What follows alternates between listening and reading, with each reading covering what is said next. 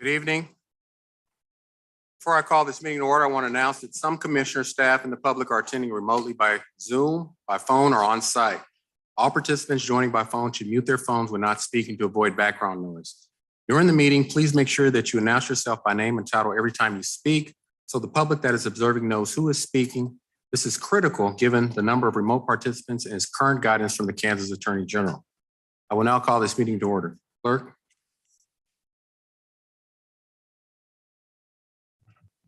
Townsend?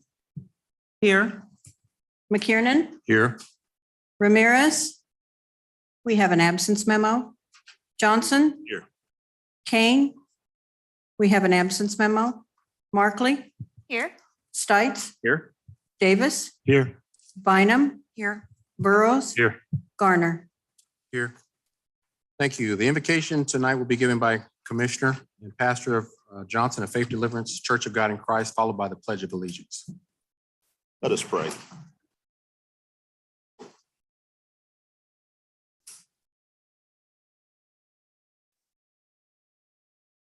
Almighty God, what a privilege it is to come together before you this evening. We welcome your presence, your wisdom, and your direction tonight. Lord, please anoint us, this mayor and this commission, to have ears to hear and listen to the great diverse tapestry, citizens that we serve here in Wyandotte County. Grant us wisdom and courage to act in the name of justice and righteousness for all. As the weather, Lord, is warming, pray that you would keep the streets of Wyandotte County safe. Protect those in law enforcement who help to keep our homes safe. Pray these things in the name of Christ our Lord.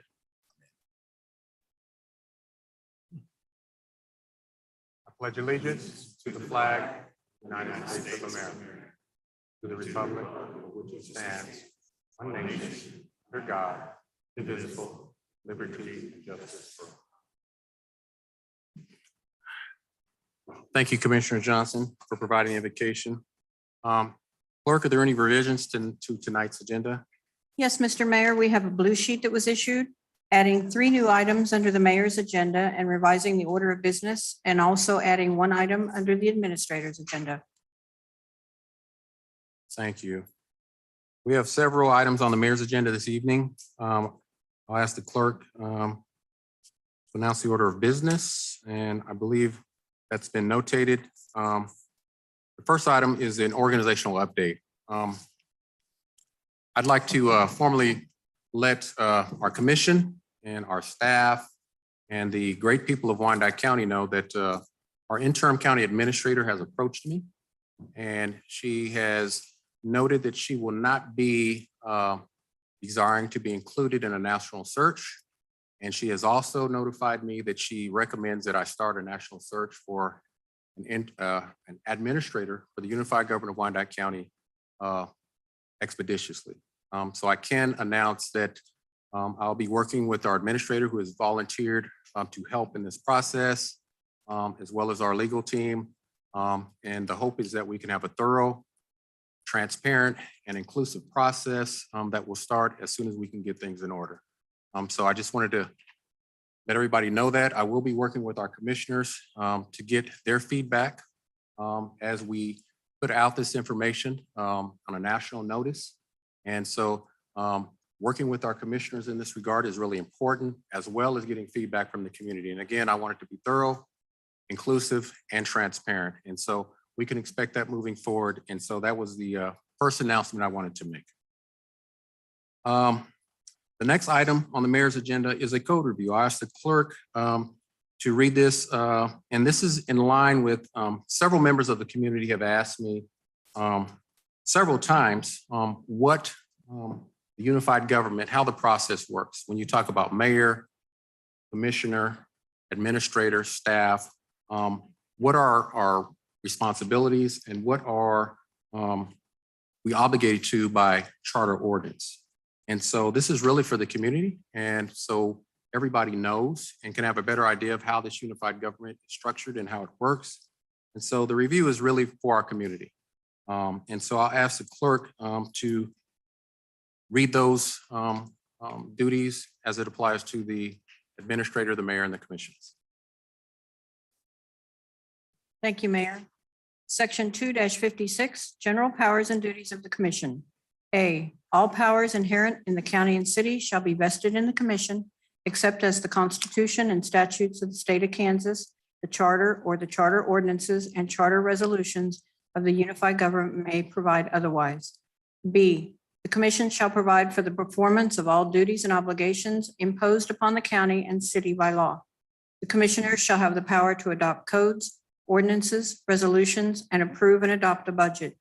The commission shall adopt such codes and rules and regulations as may be necessary for the establishment of proper authority and direction for the administration of the affairs of the unified government. The commission shall set priorities for budget preparation and adopt the annual budget of the unified government. Section 2-81, Powers and Authority. The chief executive mayor shall, 1, be the chief elective officer of the unified government and shall officiate and preside at all official functions and events and serve as the governing officer for the unified government for purposes of military law. 2, represent or designate a representative.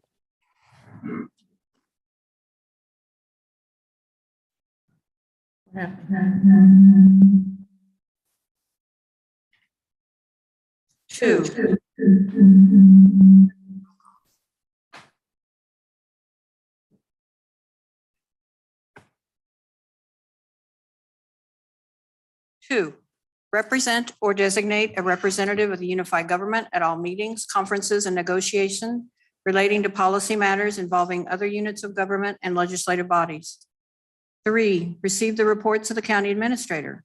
4, appoint and dismiss with the consent of the Unified Board of Commissioners, the county administrator.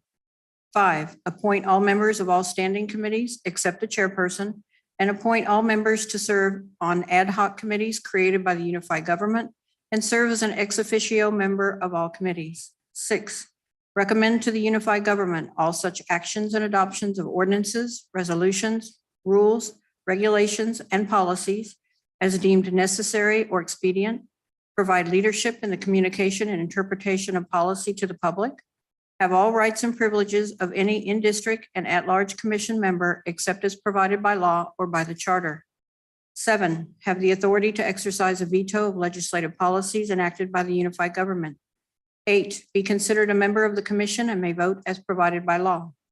9, provide leadership to the unified government in the development of long-range plans and policies and the development of priorities for actions and in planning for economic growth and stability of the unified government. 10, recruit, screen, and evaluate appropriate candidates for county administrator and conduct interviews with said candidates. 11, call special meetings of the commission as deemed necessary and in such manner as may be required by rules of the commission. 12, prepare at least annually a written message to the commission and citizens detailing such information as determined appropriate concerning the economic, physical, and social conditions and needs of the unified government. 13, sign if authorized by the commission and if necessary, all contracts and other documents of the unified government. And 14, appoint, supervise, direct, promote, transfer, assign, discipline, suspend, discharge, or remove with or without cause such appointive staff as the commission may authorize to aid in the performance of the duties of the mayor described herein and otherwise determined by action of the commission and continue to maintain all appointive staff and positions authorized by the City Council of Kansas City, Kansas in the budget approved in August 1997 for calendar year 1998. The mayor shall have, in addition to all other powers granted by the charter, the commission, and applicable state law. Section 2-103, powers and duties of the county administrator.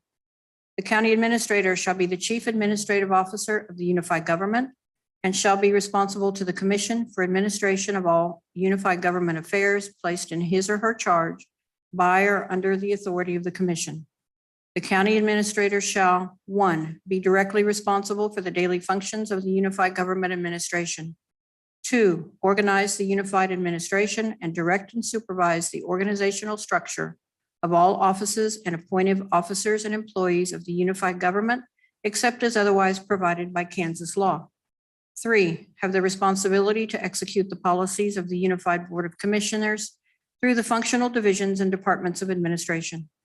4, after appropriate consultation with the commission, Prepare and submit a recommended annual budget, including all revenue sources, to the commission for final adoption, and be responsible for the administration of the budget after the effective date.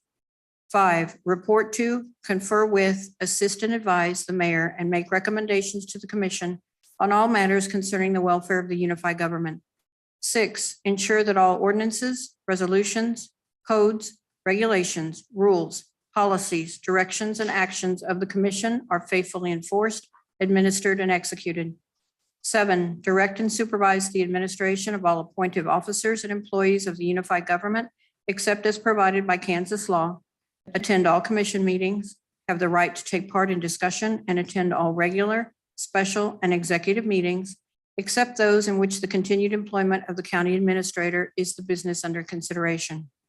8, assist the mayor and commission in the preparation of meeting agendas, ordinances, resolutions, rules, regulations, and policies, and all such other matters as may be requested by the commission.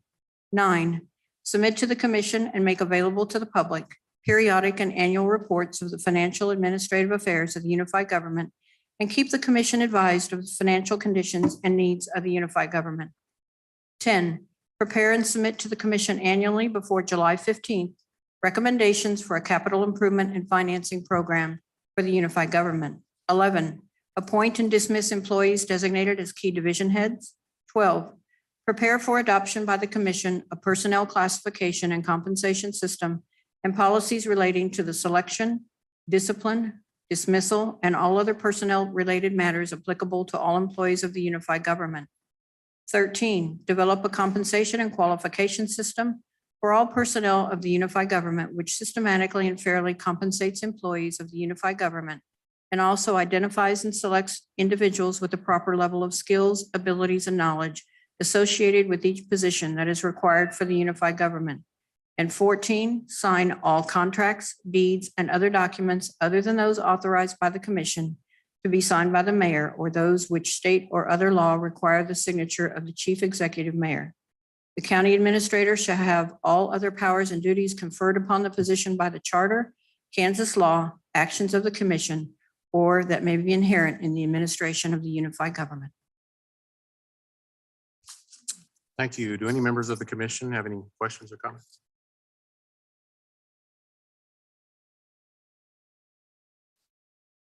Okay. Thank you. Again, this is for information only for the public. Third item is community input and recommendations. This is an order of business on the mayor's agenda. It's a public forum to allow citizens to express concerns and present solutions relating specifically to the unified government span of interest and control. I've allotted no less than 45 minutes to host and conclude. Citizens appearing in the chambers who have signed in to speak will be given priority, followed by citizens registered online. Participants will be limited to 2 minutes in duration. I'll now ask the clerk to announce those speakers. Our first speaker is Shirley Walton. Lisa Yeager will be on deck.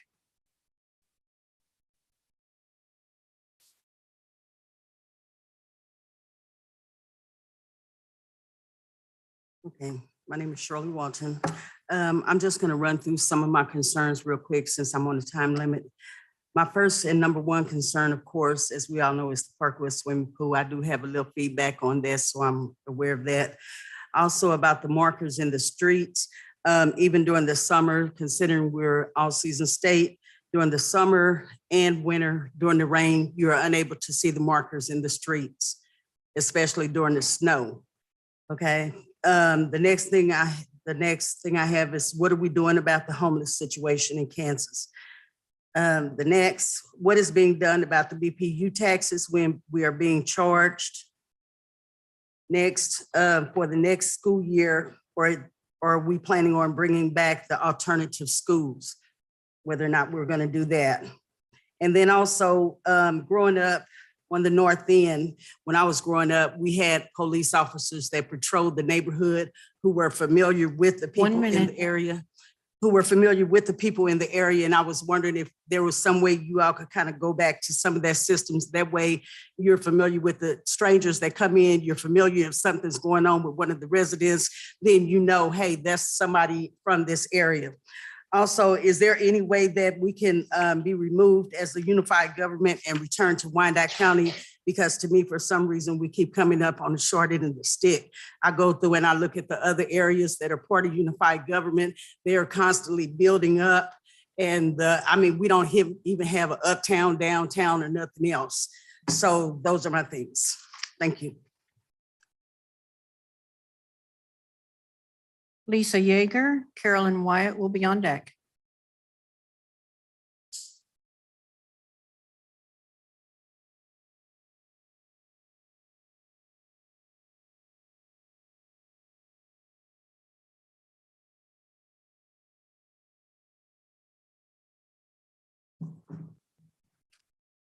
Good afternoon. Some things I wanted to say. I'm so sorry to hear that you're leaving us, Ms. Harrison. And a lot of people don't know what you have done in the Kansas City, Missouri area. I'm from the 18th, I'm from Wyandotte County, but I have property in the 18th and Vine Street District in a blighted neighborhood that has been blighted for over 30 years. That is one of the most prominent areas, just like Wyandotte County First District. And I'm here to let you know as a community citizen that I'm very hurt to the point I'm almost in tears that she's leaving. Because she brings so much to the table that you all are don't even know. Not only does she bring to the table, she knows how to take away the blight and help the small businesses build without having the opportunity zones come in and allow them to be able to become opportunity, use their own opportunity. With this, as a city administrator, not only does it come with the fact of each new administrator, even Doug Bach, it comes with some type of two reasons: accountability, justice, and transparency. Our community needs transparency because the first district doesn't look like way out south or west or whatever. You know exactly what I'm saying. The fact that not only does each new administrator, they should be doing an audit. What are y'all in y'all seats for? You tell me, why are you in your seats? Because our community is asking for an audit. We elected you. You work for us. Your time has expired. We need you to have a voice for us. Ma'am, your time has expired. Thank you.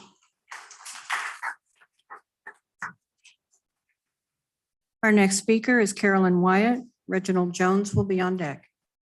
I agree with her. You shouldn't be leaving. Finish that audit first, you know, and then everything will work out. Anyway, the budget proposal that was brought forth by Mrs. Van Etchen is not the mayor's proposal, but recommendations for review. Concerning the budget, if the commissioners object to the recommendation brought forth, the community would like to know, where is your budget concerning? Where's your budget? Where is your review for the commissioner? This is for the commissioners. If you object to the ones in front of you, then you need to come up with something. You need to have something. The second thing is that the Park and Rec Director, Angel, she goes to the subcommittee. We know we got commission on subcommittee. She goes to subcommittee for funds for the community centers, for parks and recreation. She can't continue to be 1 minute. turned down as she puts a proposal in front of them. What more important for our communities, recreation centers and parks, but they want trails. They'll fund trails. That is not what we need, trails. Now, if you're gonna fix holes, things in the ground like that, you know, like potholes, that's different. But trails, we don't need trails. We need money for centers, for the youth, for the seniors. That's where our money should be going. But these trails, I don't know who's over that, but that need to be looked at and just set it to the side. But that's basically all I wanted to say. And I hope you change your mind. Leave that. Our next speaker is Reginald Jones with Reese Towers on deck. First of all, I'd like to say good evening to everyone that's here. And I'm not here to find fault at any way whatsoever. My name is Reginald Jones, and basically I am here to meet the needs of others in our community. That means sometimes you have to be their eyes and you have to be their ears. But I just want to let you know some of the things that I do. I've been here since 1963. I'm a retired carpenter, substitute teacher. I just got qualified to be a lifeguard. I'm a mentor in the middle schools and the high schools. And I just want to let you know that I'm very visible in the community. But there's one thing that we miss is that we need to have our commissioners visible in our community. I do lots of things. 1 I'm minute. also a contractor. I get a chance to visit and see everything that goes in our community. I have not once seen a commissioner in the 1st district and the 4th district because you got to be involved with the people. You have not been involved in the people because I'm out there. I'm retired. I've been retired since 2015, so I get a chance to get involved. And that's what we missing from our commissioners. They're not involved. You in the community, you need to be our voice. You are our voice. And we don't hear you loud enough. You might be saying something, but we don't hear you loud enough. And we need representation in our community. And y'all know that. You know that I've been involved in everything, especially mentoring our young boys. And we need that. We need more of that, especially from our commissioner in the 1st district. Our young ladies need mentoring. Like I say, I'm not here to find fault, but I just appreciate Your the time has opportunity. expired. Thank you. The last speaker to sign up is Reese Towers. Good evening, Mayor, Commissioners, Ms. Cheryl Harrison Lee. You know you're not going nowhere. We're going to pray you stay. But we complain and complain and complain, and nothing ever gets done. But we have the power to change things. The power is in the vote. The power is in the vote. Your taxes is their salary. You have the power to change things. You have the power to change things.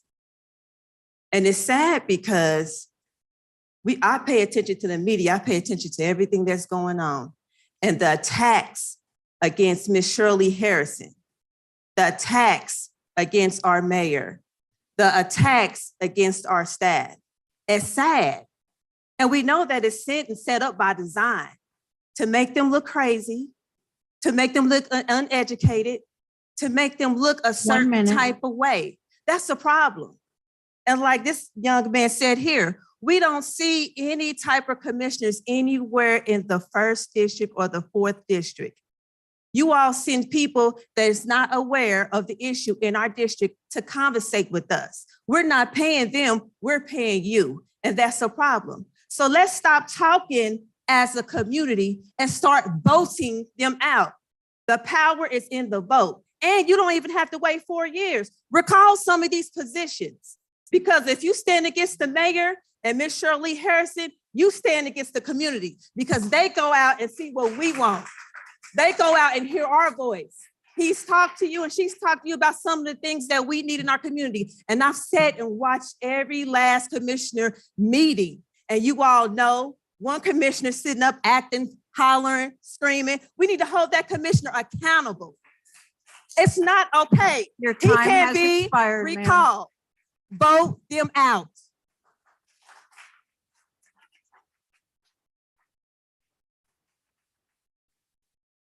We have no other participants in the audience. We do have some participants online. You can proceed online. Our first speaker is Mank Sisi.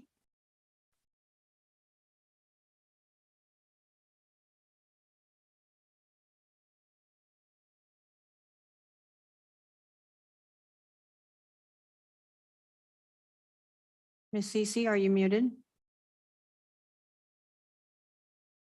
Can you hear me? Yes. Hello? Okay.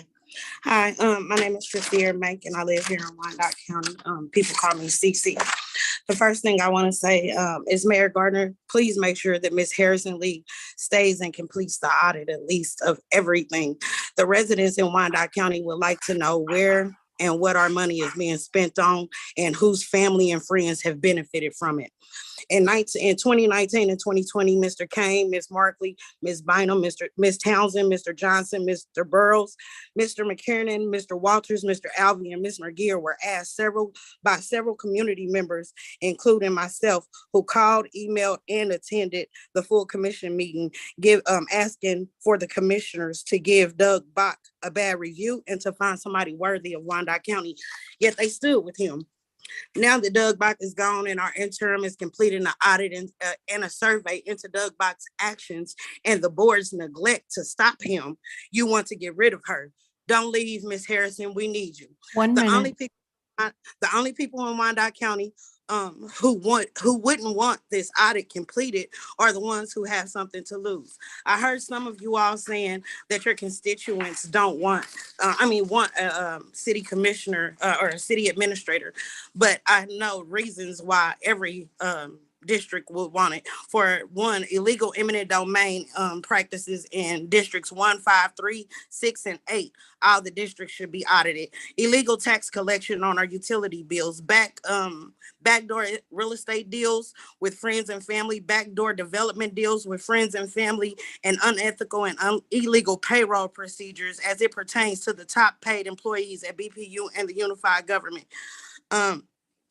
And then lastly, please open the gyms for our kids.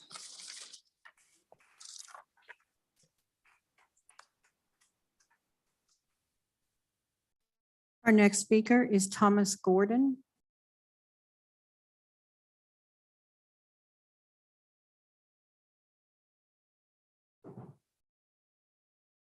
Mr. Gordon?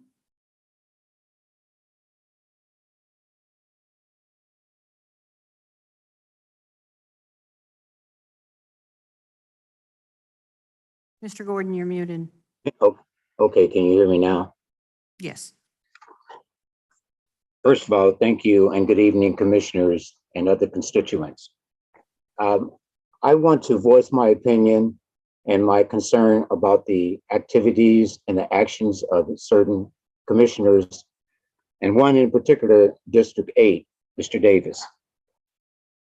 I, along with many other constituents, heard of multiple televised and public meetings, the contentious behavior of several other members of the commission. I personally observed one of the most antagonistic and disturbing behavior by a new commissioner on April 28th, 2022, at a full commissioners meeting, in which there was a great egregious display of out of order and disrespect for the public televised meeting of the full commission. The importance of bringing this to light, Mr. Davis, was that you were sworn in on December 13th, 2021 as the District 8 Commissioner. Your primary responsibility was 1 minute. to represent District 8, which has a lot of notable entities in it, which we are looking at you, and not to publicly display your displeasure about the way the meeting is conducted. You should be taking care of commissioners' duties and not to talk about procedural things. You need to respect the mayor and present yourself as a representative of the unified government. And I just want to let the entire commission know that we are watching your behavior and that you are currently in the status of TBEBYCNE. In other words, to be determined by your constituents at next election. So please conduct yourself in a professional manner. You represent us, and we want to see you acted in a responsible manner. Thank you very much for your time.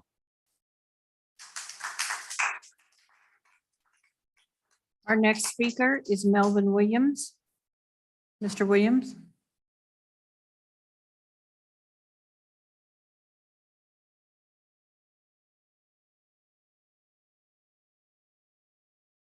Mr. Williams, you're muted. Is that better? Yes. Somebody asked me the other day, was I going to attend the meeting? I tell people I do it from Zoom. And I said, I don't know if I wanted to come to this meeting. They said, why? I said, because if I wanted to see people argue over petty stuff, I can go up in my living room and watch my two children fight over the remote to the TV.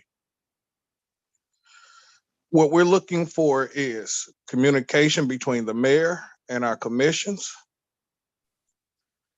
When Doug Bach was in Miss Harrison Lee's seat, nobody questioned him. Nobody ever said publicly that, when are we going to find a new administrator? Yes, she's an intern. We all know that. But at the same time, what more can you do in 4 months than this man has? What can you do in 4 months when this man had 8 years to destroy Wyandotte County? 1 minute. He sold us out. Didn't nobody yell at him or bring up anything in front of him. They were scared. Y'all were scared. Y'all were scared of the dictator. Let this woman do her job. Yes, she does have contracts over in Missouri, and that's a concern of mine. I make no bones about it. But at the same time, I'm pretty sure y'all knew this when she came through the door. But give Miss Harrison Lee her respect. Let her do her job. Then when the contract is almost up, ask, is she going to stay or are we going to find somebody else? That's all I ask. Give her respect. Y'all didn't do this to Doug Bach. Don't do this to her. Thank you.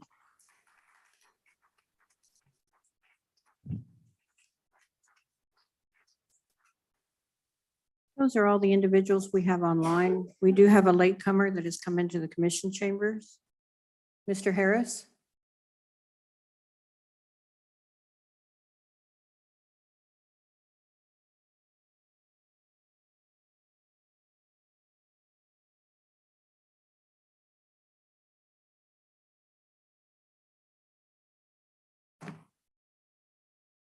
Good evening, everybody. Wow, I didn't know I was walking into this, I'll be honest. My name is Jan Harris, and of course, most people know me by now. I had different things to say, but in 2 minutes, I think I'll say this. I'll start with, I heard somebody ask if we need to ask questions and for answers. Well, we got audits going on here, and I didn't come to talk about audits, guys. I'm a fireman that was fired by the top brass around here, Doug Bach, junior administrator, HR director, who's still employed, who hasn't been disciplined, and fire chief. Everybody's gone except me. And a year ago, a jury told you to pay me $2.4 million. I've yet to been able to buy milk or gas like everyone else around here because I'm still unpaid. So I definitely need you to stay, Ms. Harrison Lee, because I'll need this resolved from me. Secondly, I've been told by my attorney that it's properly within my rights to discuss this with you guys and for it to come to a resolution. So while we're trying to get people out of here, I mean, this is not what I wanted to say today, guys. We need to let people finish and do their jobs because my job ain't finished. I mean, you haven't finished with me. When am I going to get finished? You got a lawyer bullying me around now, wanting me to take pennies on the dollar and bragging about it. You got a person in Ms. Harrison Lee's office that said in a public forum that he didn't feel like I did anything wrong, a deputy administrator, and he said to my face that I could have went and worked at McDonald's. And he said it to a fireman working on his job 20 years. Before that, I worked in the sheriff's department and guarded inmates for you. This is how I get treated. So I can imagine how she's being treated. So, I mean, you know what the jury said a year ago, and now it's been a year that I'm supposed to be negotiating. And Ryan Dink, the attorney you've had bullying me around, hasn't said anything because he was waiting on the mayor election, which Mr. Gardner won. Your time has expired. Yes, ma'am. And then he wanted to talk until the new administrator came. And now she's leaving and I'm still without. Thank you.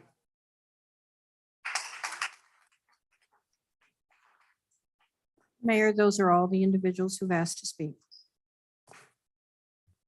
Thank you. Again, these open input and recommendation sessions, for those watching and anybody that wants to know, I mean, these are open for the public. You have something, a concern that you may have with me, please bring it forward. I have thick skin. That's how I get better. I want to serve this community in a way that's community-driven, just like I ran on. And so that's how we get better. So I encourage the public to use these opportunities once a month. If you have a complaint, the reminder is you bring about a recommendation for solution. That's what this is predicated on. It's just not to complain, it's to bring recommendations that this commission and staff and our administrator can take into consideration to improve how we do business and to make sure that we're meeting and exceeding the expectations that this community has for us. I believe I have some questions, and go to questions. Commissioner Townsend. Thank you, Mr. Mayor. I agree that it is important to hear from constituents, but for the benefit of all those in the room who raised issues and all those who at home may be confused, I want them to know that for any of us up here, if you have not been a commission, you have no idea of what it takes to do so. Monday night, we were in a meeting, some of us on a standing committee, to begin at 5 and ended at 1:45 to midnight. The week before that, I was at least 3 community events, including neighborhood meetings. So I encourage anybody in District 1 to come to those meetings, to attend as you're doing, so you can get a clearer understanding of what is going on and what has been going on. This is the largest number of constituents that I've seen in almost 8 years at any of these meetings. So there is responsibility on the constituents' part as well as the commissioner's part. You have no idea what technology has opened up that requires us to reply by email and calls to constituents. So I encourage you to do that. Didn't want to say anything about what's coming up with Parkwood, but keep your eyes and ears open the early part of next week. And out of respect for plans already made, I'm not going to say anything further. So, and looks like Mr. Jones, congratulations again for certifying, but I saw you at a community event March 26th. So I don't want anyone outside here or outside listening to get a misapprehension about participation of me or anyone else up here. So thank you. Thank you, Commissioner Stites. Commissioner Stites, District 7. Hey, I wanted to ask, with the news that was brought forth this evening, Ms. Lee, that doesn't mean that the audit will end, does it? I mean, I haven't heard that it will, and I'm hopeful that it won't, and that you will be still performing your duties while this is still going on. Is that's correct? And still has the opportunity, if I'm not mistaken, because I had said this at our last meeting, that she would still have the opportunity to apply for this position. Is that correct? Commissioner Stites, on the administrator's agenda, she'll address all those questions. We can remain in order. Thank you.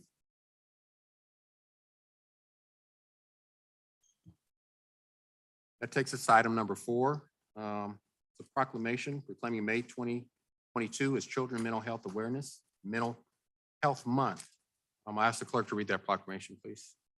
Proclamation, whereas the citizens of Wyandotte County, that includes Bonner Springs, Edwardsville, and Kansas City, are aware of mental health illness, and whereas the improved attitudes towards mental health and the public's demand for increased mental health services indicates the public's awareness, and whereas Wyandotte Center and PACES work to develop sound, constructive programs for the prevention, diagnosis, and treatment of mental health problems, and whereas mental health is essential to everyone's overall health and well-being, and many of us experience times of difficulty and stress in our lives, and whereas prevention is an effective way to reduce the burden of mental illnesses, and research supports specific tools that we can use to better handle challenges to protect our health and well-being, And whereas mental illnesses are real and prevalent in our nation, and with early and effective treatment, those individuals with mental illnesses can recover and lead full productive lives.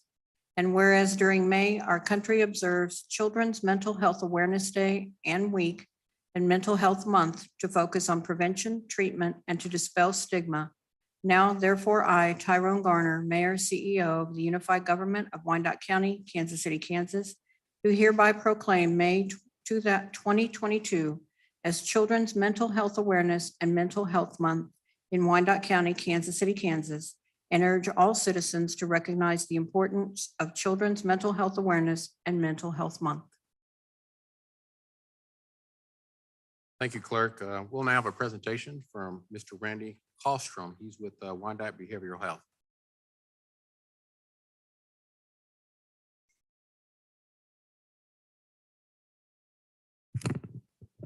Thank you, Mayor. Commissioners, thank you for this opportunity to be here this evening. I just want to share a little bit of updates from the Community Mental Health Center here in Wyandotte County. As many of you know, we've been the designated Wyandotte County Community Mental Health Center since somewhere around the mid-1960s after President Kennedy signed the Community Mental Health Center Act. And it is in Kansas statute. KSA 194001 in Kansas statute requires every county, all 105, to designate a community mental health center to serve their respective communities. We have served that in this community for almost about 60 years. I share the following just for informational purposes. Also in that statute requires funding through a mental health mill levy. I just want to give you a little bit of comparison to how Wyandotte County funds community mental health compared to some of the other more urban areas in the state. Again, this is simply informational. Douglas County per mill levy has a $22.52 mill levy.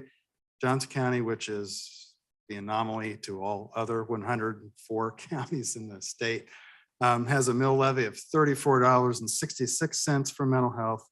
Shawnee County, which is Topeka, is $11.19. Sedgwick County, which is Wichita, is $7.46. And Saline County, which is Salina, is $5.41. And like many other needs in this community, Wyandotte County's mill levy is at $4.13. Those are all 2021 statistics. We are a family of organizations addressing both adult and children's mental health and also housing here in Wyandotte County, particularly those that are living unsheltered or on the streets. Each year we serve about 8,000 residents here in Wyandotte County, children and adults and families. This year, May 1, thank you to Representative Burrows and his colleagues in Topeka a year ago. They passed the Certified Community Behavioral Healthcare Clinic Act. And we were one of the first 6 certified community behavioral health clinics, or CCBHCs, in the state of Kansas, effective 12 days ago. So what that means is that we have new opportunities to enhance and expand services to the community. A couple particular enhancements is expanding our mobile crisis response so that we can respond in real time when someone is in the community is experiencing a psychiatric crisis, including adding an additional Kansas City, Kansas Police Department co-responder to go with officers when they are called to a mental health crisis, an assertive community treatment team to serve the hardest and most challenging individuals to help them stay out of jail, to help them stay out of institutional care and the state psychiatric hospitals, and adding additional substance abuse services, including opioid medicated assisted treatment. We've had a long record of working in the justice and mental health intersections. Over a decade ago, we started doing this work in collaboration with a number of community partners, including the police department, sheriff department, and the courts. Some of the impact that has had is the development of a behavioral health court, the co-responder that we have embedded in the police department, crisis intervention training, where we have provided mental health intervention training to over 90% of law enforcement in Wyandotte County, and a court and jail liaison. Some of the impact of that: in 2014, we opened our crisis stabilization, RSI, which is a diversion from jail, a diversion from hospitalizations and institutional care. In those 8 years, we have served over 3,000 residents here in Wyandotte County, 24%, which are brought to RSI in lieu of taking them to jail. The jail liaison work, the behavioral health court co-responder, those things have been in place since 2014. In that time, based on the jail diversion rate of $92 a day, we have saved the unified government in Wyandotte County $1.5 million. And in 2014, we had about 820 active members or clients of the center that were incarcerated in the Wyandotte County Jail. In 2021, we had 439. So the initiatives that I'm describing to you have seen a decrease of 46% of people in acute psychiatric crisis having to go to jail for no other reason than their mental illness. We also operate the Children's Crisis and Emergency Shelter here in Wyandotte County for those children that are placed in police protective custody. Each year we serve about 450 children in Wyandotte County, again, keeping them safe and in their moments of crisis. We also work with the foster care agencies here in Wyandotte County, and as well as our homeless outreach center, Frank Williams, at 7th in Nebraska. And then in 2019, I'm wrapping up. In 2019, we were asked by the health department from an initiative that was started in Healthy Communities Wyandotte to assume leadership for Alive and Thrive, which is our community initiative to create a trauma-informed and resilient community. And with that, I will stop my comments, but invite any questions that the mayor or commissioners may have. Thank you, Commissioner Davis. Yeah, thank you so much. It's good to see you, Mr. Kallstrom. And I know we've met in your facilities. One of them is in my district. Can you restate that one statistic about how many folks were diverted from the jails that did have some sort of mental illness? Because that's a pretty big deal, if you don't mind doing that. No, absolutely.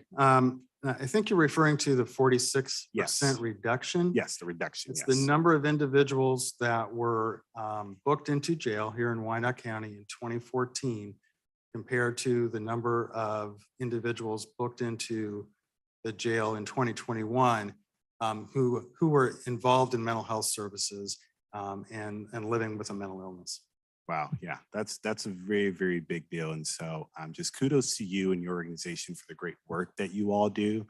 I'm a big advocate for criminal justice reform because I do not believe that, I think we have way too many people in our jail, and I've visited the jail and I've seen it for myself. It's overwhelming for our sheriff's department.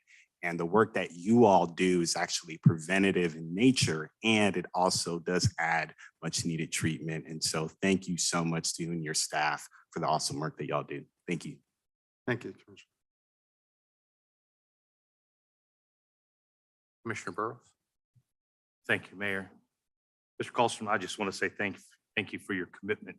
I see you at the Capitol quite a bit advocating for the services for our community. And that's not an easy thing to do. But if COVID has shown us anything, it's how important mental health services and needs are in our community. And you are a stalwart, sir, and I respect and appreciate the work you do on behalf of many in this community. A lot of time it goes unseen, but those that do see it respect it and appreciate it. And I just want to say thank you for the advocacy you provide both at the Capitol and here at home.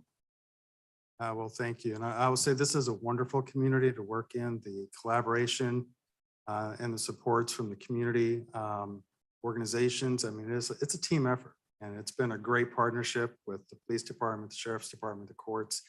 I mentioned the behavioral health court. That's the first behavioral health court in Kansas. Was started right here in Wyandotte County. Commissioner Stites. Commissioner Stites, District 7. And when I say Randy, I don't mean that by disrespect. I've known Randy for a long time, Mr. Colstrom.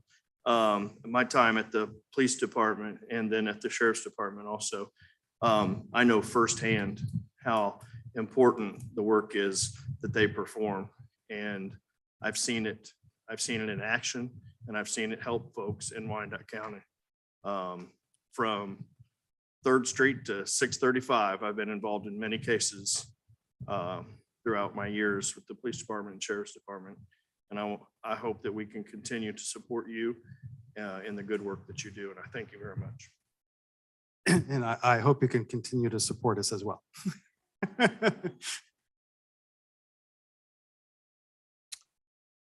Thank you, Mr. Colstrom. And I Thank you. can come back with the same sentiment from our commissioners that the partnership that we've had with the organization has really been good. The time I had on the police department and all the good things you've done in partnering with our sheriff's department, our police department, really helping those most in need in Wyandotte County. I mean, it's just understated the things that you all have done to improve people's lives. So I just want to say thank you to you and your staff. Thank you very much. We appreciate the support the commission has provided to us. It's our honor. Thank you.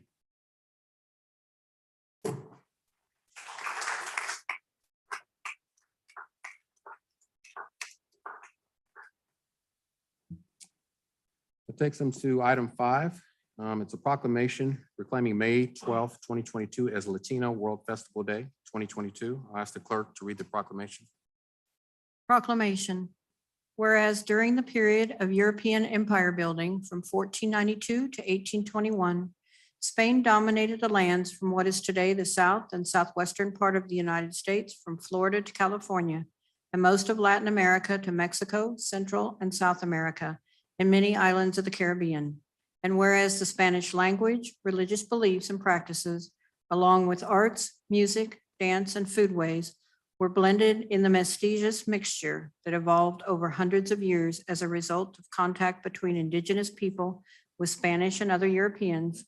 And whereas the Treaty of Guatemala Hidalgo of 1848, ending the United States war against Mexico and solidifying relations between the two countries, has helped maintain many of the cultural folkways of both countries as well as other Latino countries. And whereas the Safe and Welcoming City Act, passed by the Unified Government Board of Commissioners and Latino immigrant people, has given a glimmer of hope for their future full participation in this country. Now, therefore, I, Tyrone Garner, Mayor, CEO of the Unified Government of Wyandotte County, Kansas City, Kansas, do hereby proclaim May 12, 2022 as Latino World Festival Day in the heartland of America in Wyandotte County, Kansas City, Kansas, and urge all citizens to recognize the importance of Latino World Festival Day.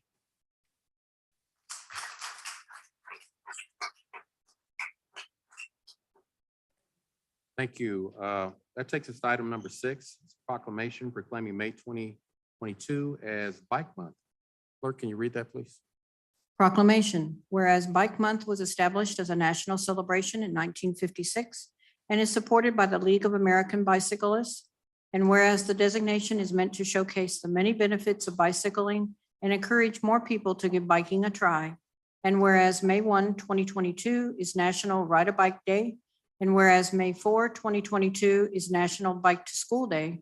And whereas May is also the time of year for people to celebrate Bike to Work Week from May 16th to May 22nd, 2022, as well as Bike to Work Day on May 20, 2022. And whereas bicycling offers an opportunity to invest in more equitable access to key resources for communities and households without a car. And whereas bicycling is a form of active transportation, which can contribute to more physical activity and a lower likelihood of developing preventable disease. And whereas investing in connected and protected bike lanes and related facilities can be beneficial for local businesses. And whereas the emergence of electric assist bicycles and cargo bicycles have vastly expanded the possibilities of bicycling as a utilitarian form of transportation capable of helping people to take fewer car trips. And whereas greater support for biking policies, plans, and projects will be an integral part of addressing climate change. Now, therefore, I, Tyrone Garner, Mayor, CEO of the Unified Government of Wyandotte County, Kansas City, Kansas, do hereby proclaim May 2022 as Bike Month in Wyandotte County, Kansas City, Kansas, and urge all citizens to recognize the importance of bicycling. Thank you.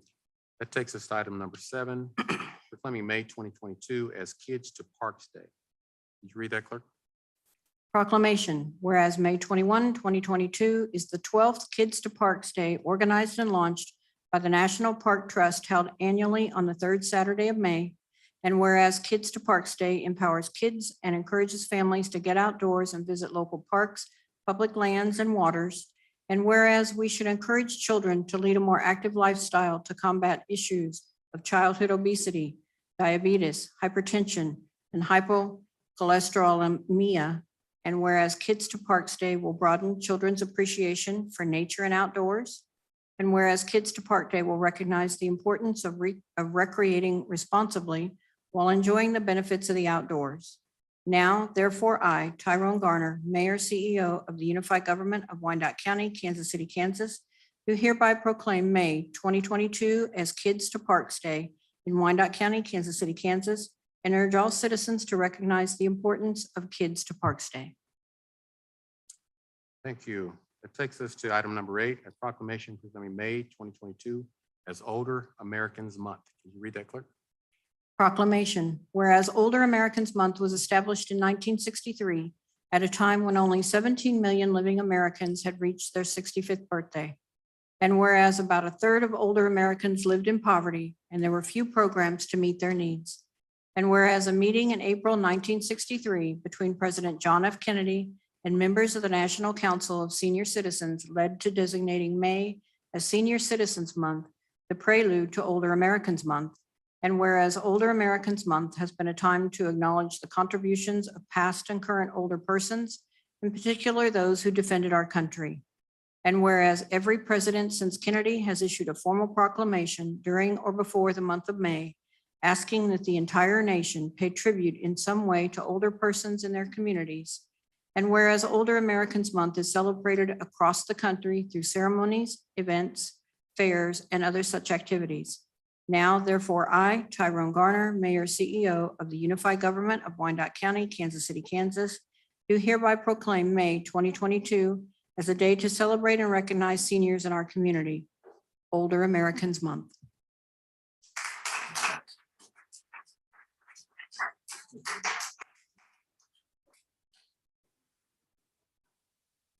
Thank you. That takes us to item number 9, proclamation proclaiming May 12, 2022 as Kansas City, Kansas Police Department Day.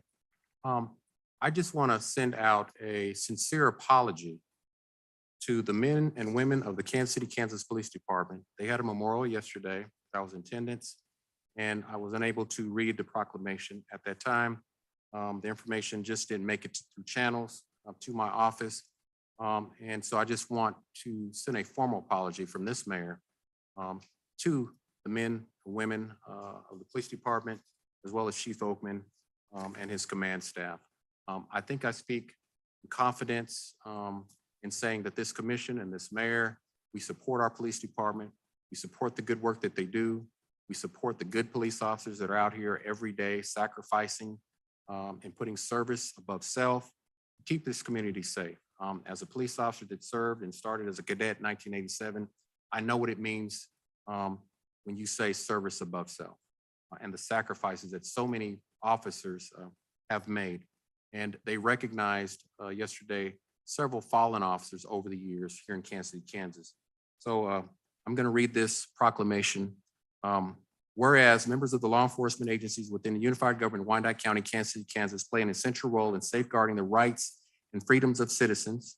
Whereas it is important that all citizens know and understand the problems, duties, and responsibilities of the Kansas City, Kansas Police Department, and the members of our law enforcement recognize their duty to serve the people by safeguarding life and property, by protecting the innocent against deception and the weak against oppression or intimidation. And whereas the Police Department of Kansas City, Kansas has grown to be a modern and data-driven law enforcement agency that provides a vital public service. And whereas we commend today our brothers and sisters who died in the line of duty, we acknowledge the losses experienced by families, friends, and colleagues of all our fallen officers here in Kansas City, Kansas.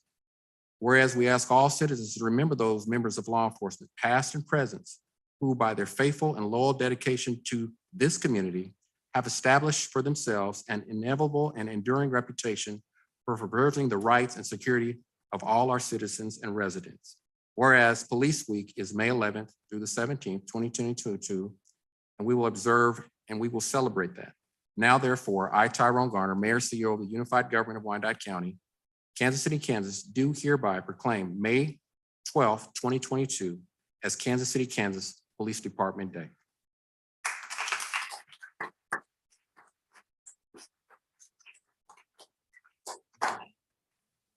That takes us to the regular consent agenda.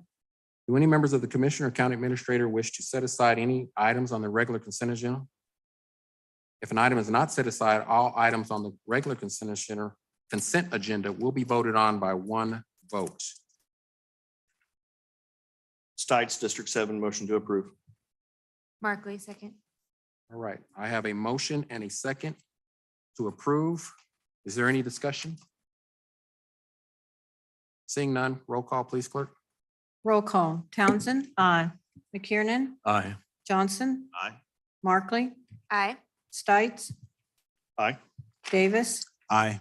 Bynum. Aye. Burrows. Aye. The vote is 8-0. The motion carries. Thank you. This takes us to the administrator's agenda. We have 4 items under the administrator's agenda. And item number 1 is the update for Treasury motor vehicle operations. And I believe that I'll turn it over to our administrator to lead into that.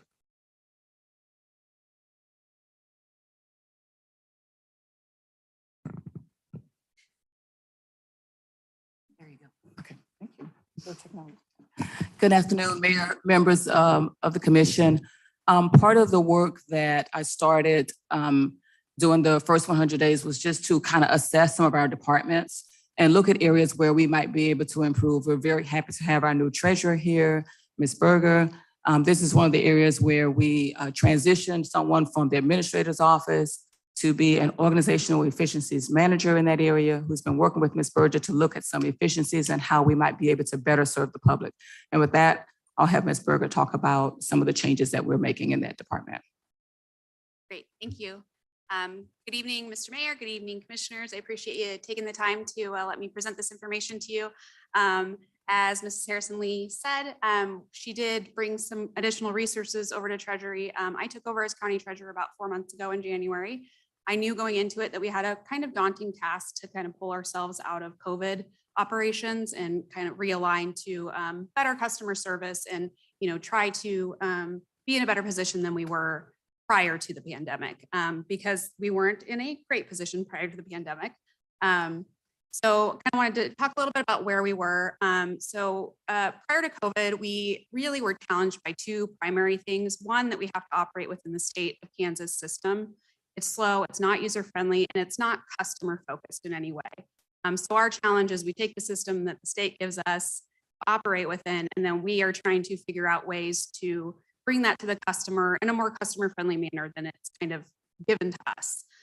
Second major challenge that I think we face that's special to our community, to our county, is we have a very high volume, or previously had a very high volume of our customers that did walk-in transactions, much higher than any of our peer counties. So we would have extensive wait times, just lines out the door of the courthouse and the annex, literally daily. So we kind of went into COVID in a difficult situation, and it was just kind of like the perfect storm. So then COVID hits, we're closed for 11 weeks. We get incredibly behind, just massive backlog of work, just nobody can keep up. It was just a really, really difficult time for everyone. And so we're not able to timely process our transactions. We're not even able to respond to customer inquiries in a what would be considered a reasonable amount of time. So we operated like we reopened in June after the closure. We opened the queue system, which was our walk-in ticketing system. We would open it at 7:50. There were days it would close at 8:05, 8:03, literally open for 13 to 15 minutes. And we've got an entire day's worth of work within that. So obviously customers were not very happy. We weren't happy with the way that was going. Also, when we opened the queue, that was only open to new vehicle title registrations. So previously, walk-in traffic could be conducted for any business. And now the only walk-in traffic we're allowing is for new vehicle title registrations because that's literally all we can handle. And we're not even able to handle that at that point. So we had residents that were even selling queue tickets outside of our offices for people that were desperate to get in to get their vehicle registered. It was a really difficult situation. And so we operated like that for about 6 months. Then we also had additional challenges with additional closures, furloughs, extreme employee turnover. That we went from about 8-year average turnover in motor vehicle department to 1 year where we are today. So that's a huge challenge, obviously, that we're facing. So we got our appointment system that was also only for new vehicle title and registrations. Really great news is that our backlog, our COVID backlog is completely caught up. And that wasn't the case when I started in January. They were still working through some of the really difficult ones that they had to manage. But we are completely caught up from that. We are working on getting kind of caught up from the cyber attack. It did impact us. KDOR had to shut down for 6 business days, I believe. And so that put us back quite a bit. But we are currently able to do same-day appointments for new title registrations. We don't have a whole lot of back work in the office, so we're in a really good position. And that's really given us an opportunity to look at how can we get to where we want to be, which is to provide a higher level of service than what we were able to provide pre-pandemic, and obviously move away from where we're at now because we know that it's not a good experience for customers. It's not a good experience for our employees either. So where we want to be fully reopened to customers for all transactions via both queue, walk-in system, and appointment system. We think that's the best experience for customers. We think we can do it in looking at best practices of other peer counties. But the question is, how do we get there? So what we're proposing is that we do kind of a phased approach to get there. Phase 1, we would start on June 2nd, which would be a Thursday. And we would expand our new title vehicle registrations to allow not just by walk-in or not just by appointment, but also by walk-in. We would also allow renewals and other miscellaneous services to come in walk-in as well. So that'd be the first time that they're actually coming in 2 years, basically. In order to accomplish that, we've got a lot of work to do with building up our employees, training our employees, working on office morale, just making it a more cohesive teamwork environment in our office. That's something that I think motor vehicle has often struggled with, and it's definitely got more challenging throughout COVID. So we would be proposing that we would temporarily close on Wednesdays so that we can do, all staff training on Wednesdays. And then, that would be on June 1st, so the day before we open the queue. So definitely we will have to get that training done for the queue prior to that June 2nd opening, because then it'll be, it'll be a big change for everyone. And the majority of the employees were not here previously when we had the queue. So it's going to be a big adjustment that we really need to prepare them for. Phase 2, we would start July 5th. And we would then at that point, you could have all transactions by appointment or walk-in. So even, all the renewals and all the other miscellaneous stuff, appointment or walk-in, which would be an enhancement obviously from pre-COVID operations because we didn't have the appointment process at all prior to that. So some of the things that we would like to do with our team while we do these training things, the first basic one is just retraining everyone on basic motor vehicle transactions. That's something that has been a struggle because training employees in general during COVID was a big struggle. Then we had, the massive turnover.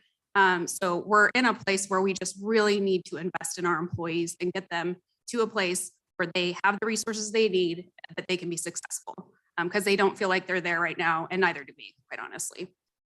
Really work on some team building. We did get a chance when we were shut down for KDOR to do a half-day team building, and it was really well received. I think our employees really enjoyed it. And, that was really the first time that they've been able to do anything like that in a very long time. So we want to do some more of that. We've found a lot of great resources for customer service, DEI training, creating a positive work environment. And then the other big focus for us is going to be supervisors, managers.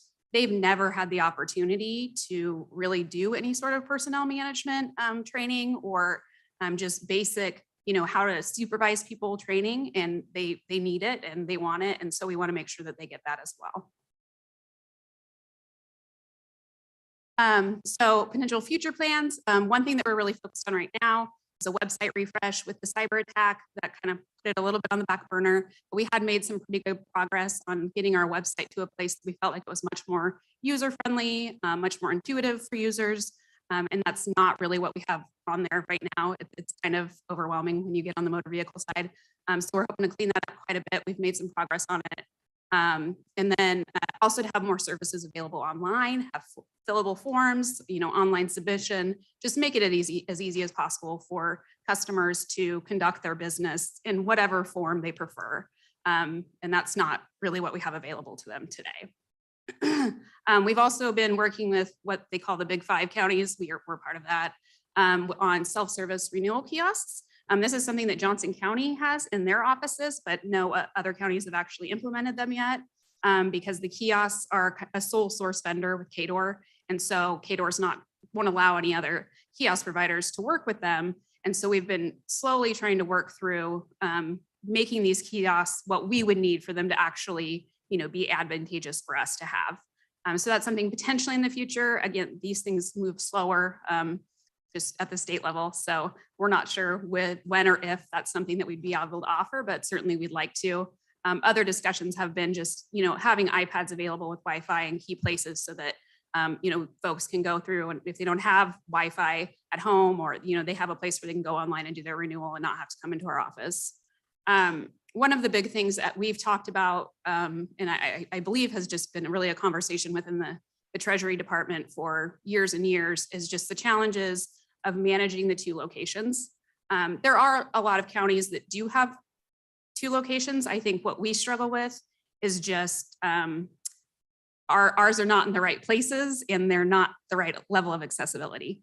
And so it's a big challenge for us. You know, the annex is where it seems that customers prefer to go. That's certainly where we have the heavier appointments, where we're anticipating when we open up the queue, we're going to have more customers going there because it's much more accessible. You know, it's easy to get to.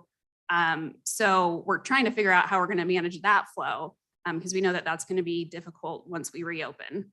And then of course the courthouse, that's where we have the room for the staff. I mean, everyone's sitting on top of each other in both locations, quite honestly, and that makes for obviously a poor experience, not just for our employees, but for our customers. There's a lot of asking them to repeat things, or them asking you to repeat things, because they're just in such close quarters.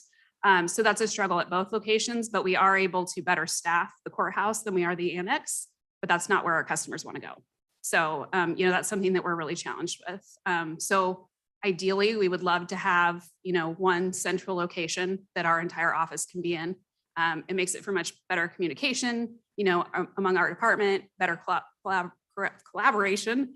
But, you know, we know that's not something that's going to happen anytime real soon. So we really are trying to find some ways to make our existing space better for us right now. So it's really all I had as far as our, you know, upcoming changes to our operations. And then I just wanted to note that we will be doing our 2021 recap at a future ED&F committee meeting. We haven't done that yet. I think it's typically done in the spring, and then separately from the real estate side of things. So we're planning on just doing the two together in a future meeting. So look for that. So that's really all I have. If anyone has any questions or comments, I would be happy to try to address them.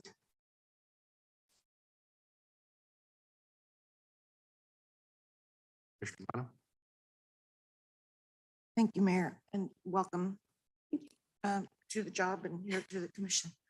I appreciate all the information. I'm curious, and you may not have this answer right now. Are we still charging every person? Well, this is probably not even true because you are only doing title applications.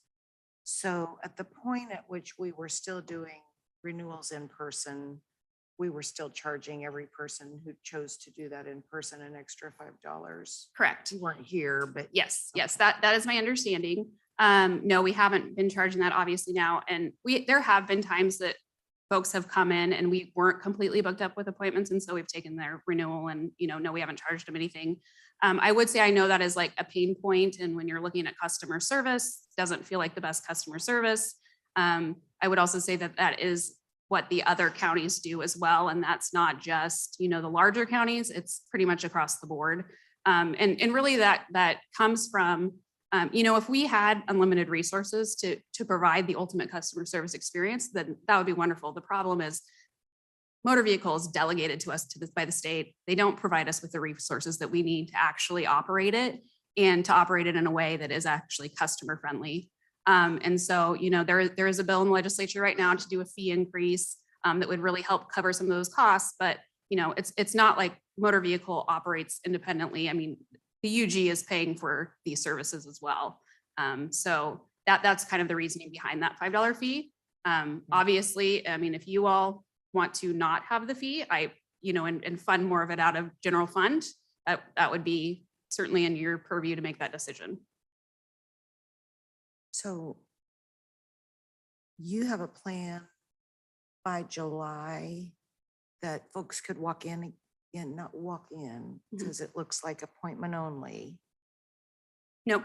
So June, I think it's June 2nd, we would go live with the queue June 2nd, and then we would be able to take in walk-ins, and we'd still do appointments for new title vehicle registrations, but we would also allow for walk-in new title vehicle registrations. I would say the one caveat to that is that we can't allow same-day appointments at that point, because then it will really jam up our queue, because folks might come in, like they don't have an appointment, so they get in the queue, but then they find an appointment, and then, so, and we actually went to Shawnee County to see how they operate.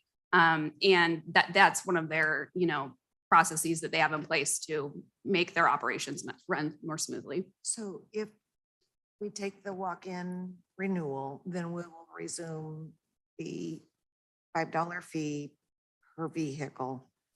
And during COVID, have you been processing just regular mail-in renewals?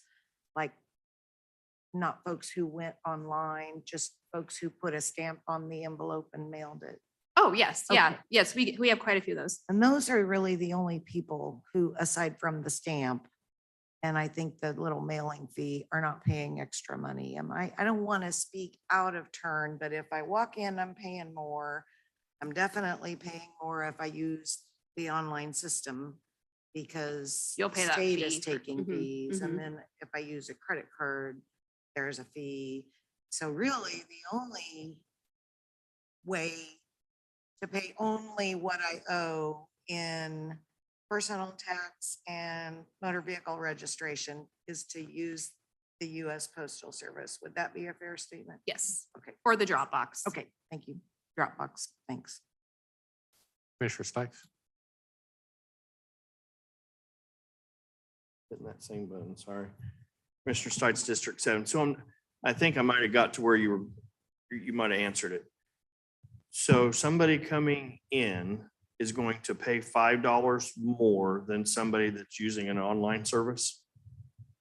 Well, they wouldn't pay $5 more than the online service, because when you go online, the state actually charges a fee. So, but they would pay $5 more than anyone that mails in or drops their renewal in the Dropbox. And that $5 is going to who? Goes to the general fund. To the county? Mhm.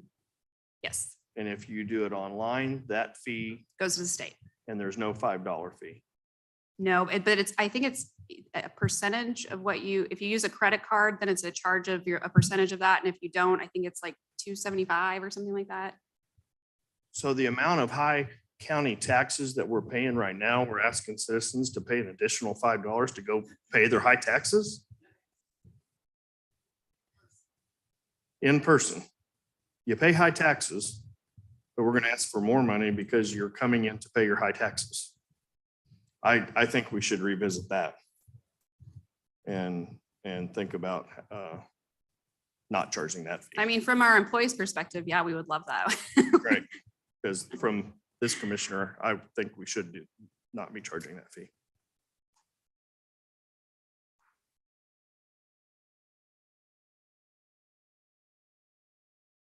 Any more questions? I'd like to just follow up behind Commissioner Stites. I agree. And what's the name of that fee again? I actually don't know because it hasn't been there as long as I've been there, but I would assume it's like a convenience fee or something like that. I'd like to call it an inconvenience fee because you're charging people to come in and inconvenience themselves, time, gas, and to have to wait in line, and you're charging them to do all that. So I kind of agree that with Commissioner Stites, that that's something we're going to look at. I've said this before. I believe that when you look at our unified government fee schedules, we are literally taxing and feeing our constituents to the point of just beyond reason. So I would ask that I concur with Commissioner Stites that I would really implore that our administrator and this commission revisit some of these fees and release at least some of the pressure and some of the fee and tax burden on our residents. So thank you. Thank you.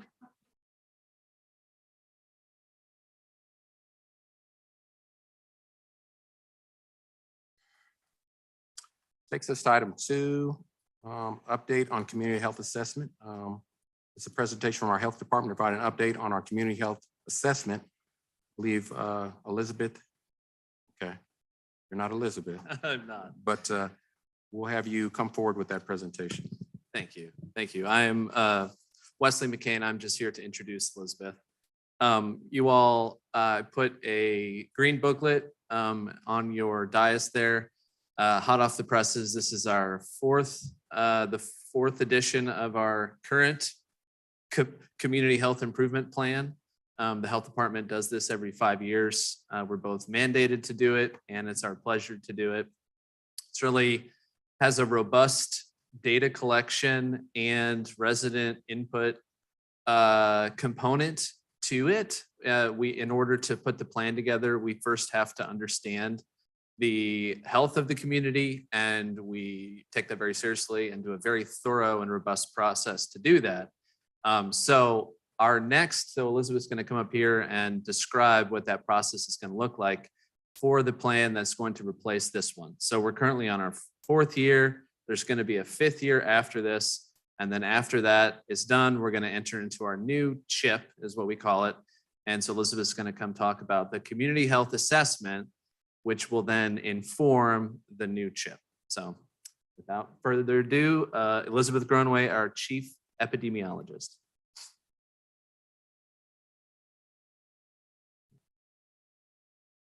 Hi, everyone. I'm Elizabeth. I'm the chief epidemiologist for the health department. Some of you may know me from some of the COVID work that we've been doing and some of the presentations with COVID, but I'm here to talk to you about something besides COVID, which is really exciting for me. So I'm involved in a lot of other health data related projects as the epidemiologist for the county, including our community health assessment, which is what I'm here to talk to you about today. So first of all, what is a community health assessment? We call it a CHA for short because we really like acronyms in public health. And so a CHA is basically a comprehensive evaluation of the health in the county. And so we look at a variety of different data sources, which I'll talk about more in my presentation. We gain input from the community, from partners, other organizations within the county to try to get an idea of the overall health status of the county. And so we do our CHA every 5 years. And I'll talk a bit more about kind of that cycle. But one of the important things to know about the CHA as well is that it's a requirement to be an accredited health department. Hopefully you all know that we are a FAB accredited health department, so Public Health Accreditation Board. And it's actually a pretty big deal. Not every county health department or even most county health departments are accredited by FAB.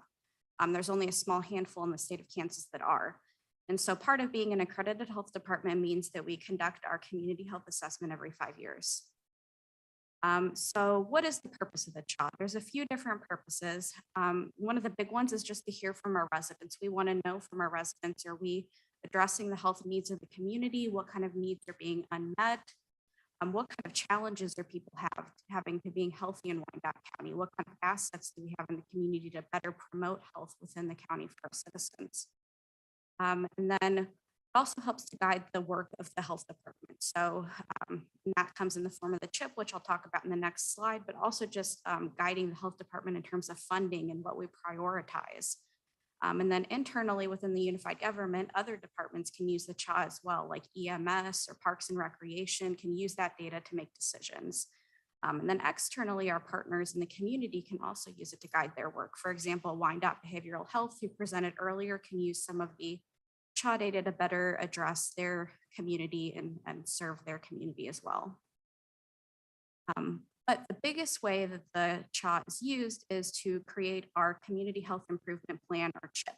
And hopefully you all are somewhat familiar with our CHIP. Wesley mentioned that we have these books here that kind of summarize where the CHIP is going into year 4.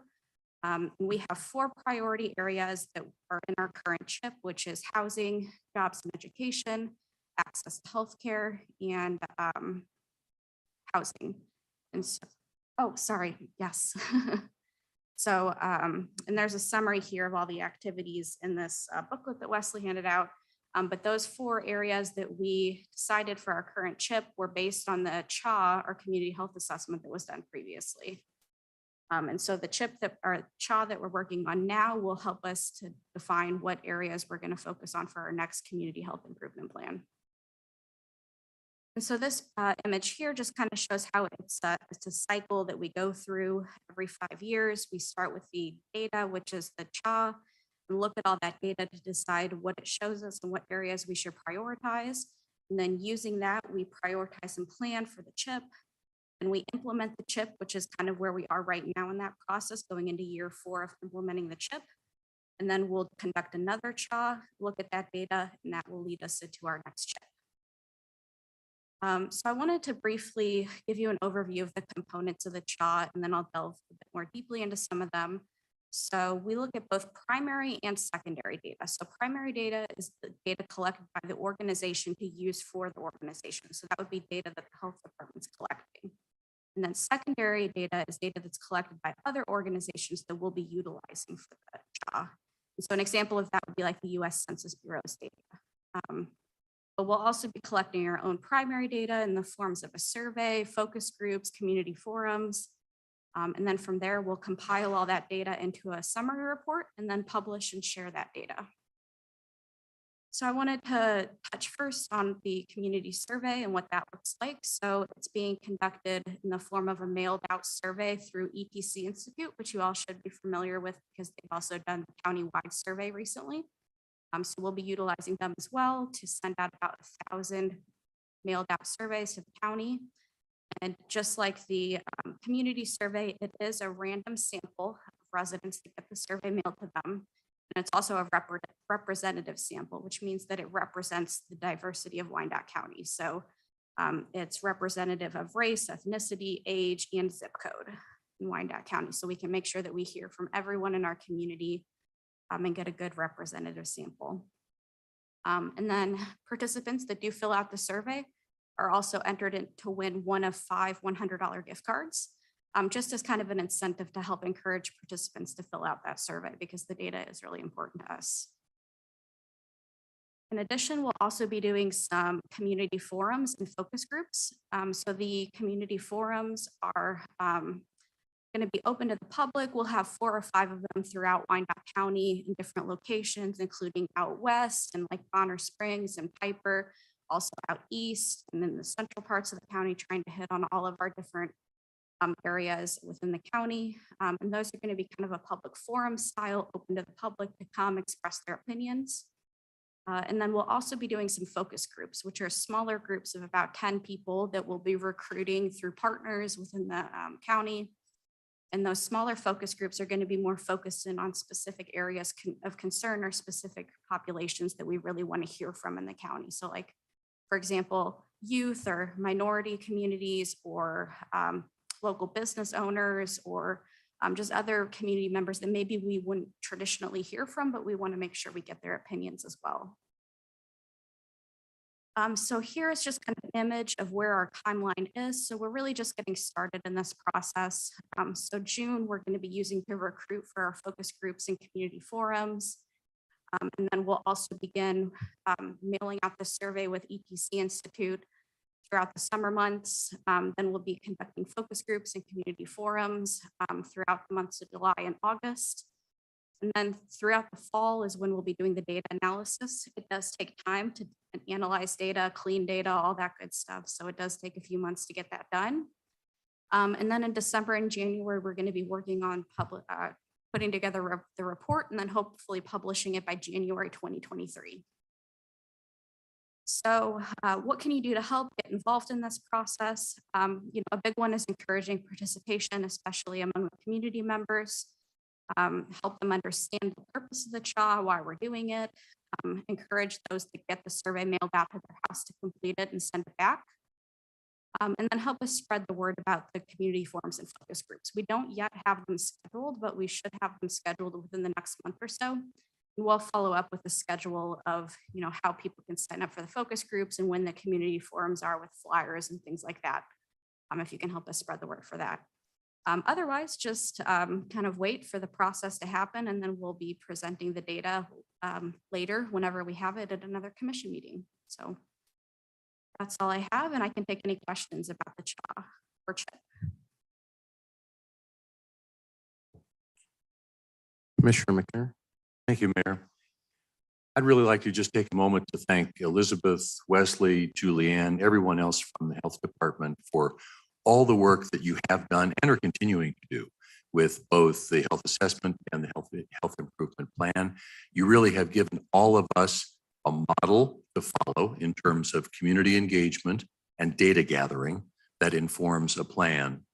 And one of the things that we all know after gathering those data and creating the plan is, despite the fact that that's a lot of work, it's really easy compared to executing and meeting the goals we set as a part of a plan.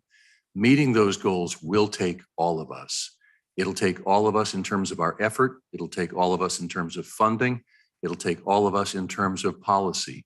And so one thing that I want to just throw out to my fellow commissioners especially, but to everyone, is that maybe we think about on a more intentional basis the effect of any policy that we execute on health, and that we begin to encourage a model of health in all of our policies, because certainly the policies that we set can drive to some extent health outcomes, and we want to drive them positively. So I think that that's one of the things that we should strive to do. But again, thank you to all of you for your work. You are leading us to a very good place. Commissioner Davis. Thank you, Mayor. Commissioner Davis, District 8. I echo everything the doctor just said. Y'all are doing amazing. And it's not just the opinion of this commission, it's the opinion of our community, right? The results of the community survey highlighted the work of your department.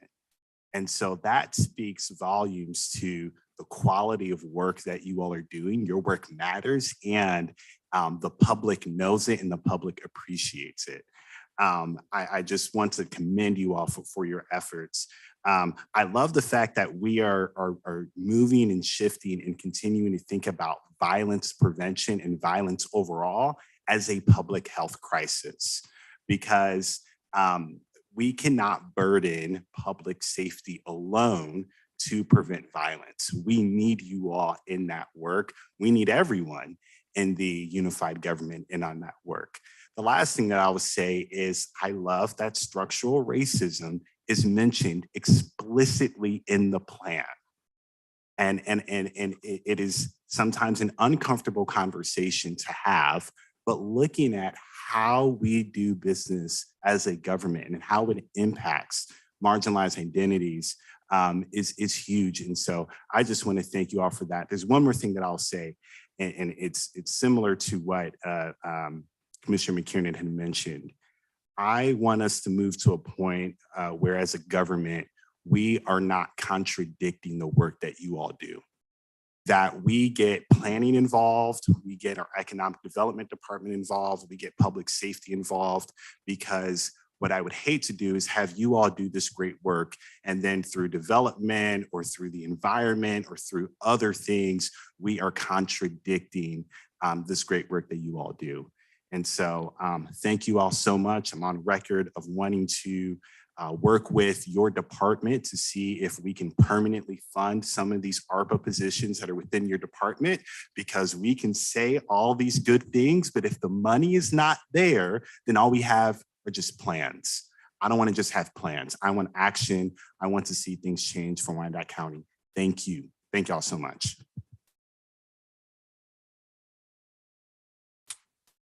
Thank you. I'd just like to commend you as well. And what really stands out to me, coincides with all our commissioners, is the collaboration. And you look at the people that you've partnered with, that's just, it really says a lot about the work you're doing, not just internally as the health department, but with the community. So thank you, and we commend you for your work.